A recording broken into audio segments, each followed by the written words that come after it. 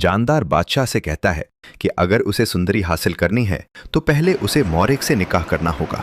बादशाह कुछ लम्हों के लिए सोच में पड़ जाता है, फिर वह अपने वालिद की यह शर्त मान लेता है। दूसरी तरफ सुंदरी अपनी माँ से शिकायत कर रही होती है कि बादशाह ने गुलाम के साथ बहुत नाइंसाफ़ी की है।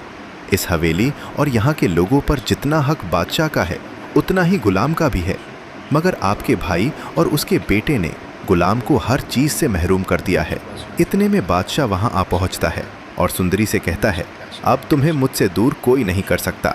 आज रात मेरा मौरिक से निकाह होगा और उसके बाद तुम सिर्फ मेरी हो जाओगी। मैं तुम्हें कभी खुद से अलग नहीं होने दूंगा। रात के वक्त बादशाह और मौरिक का निकाह हो रहा होता है।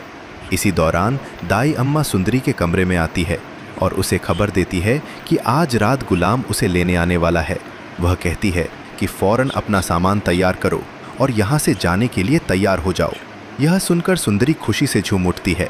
उसके साथ उसकी माँ भी होती है जो उसका हौसला बढ़ा रही होती है और वह बादशाह की खुशी में शामिल नहीं होती। कुछ देर बाद गुलाम हवेली के बाहर पहुँच जाता है।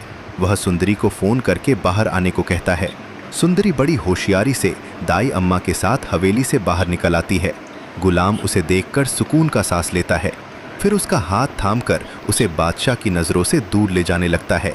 उधर बादशाह को अपने निकाह के दौरान सुंदरी की गैर मौजूदगी बेचैन कर रही होती है, इसलिए वह उसे लेने के लिए कमरे की तरफ जाता है, मगर वह सुंदरी नहीं होती।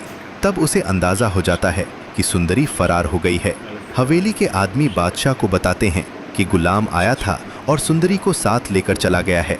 यह सुनकर बादशाह गुस्से से आग बबूला हो जाता है और मौरिक से निकाह जारी रखने से इनकार कर देता है और फौरन सुंदरी को ढूंढने निकल पड़ता है। दूसरी तरफ गुलाम और सुंदरी रात की तारीकी में शहर की तरफ बढ़ रहे होते हैं कि अचानक पीछे से बादशाह की गाड़ियां आ जाती हैं और वह दोनों को पकड़ लेता है। शदीद गुस्से में बादशाह पीछे से गुलाम पर गोली चला देता है।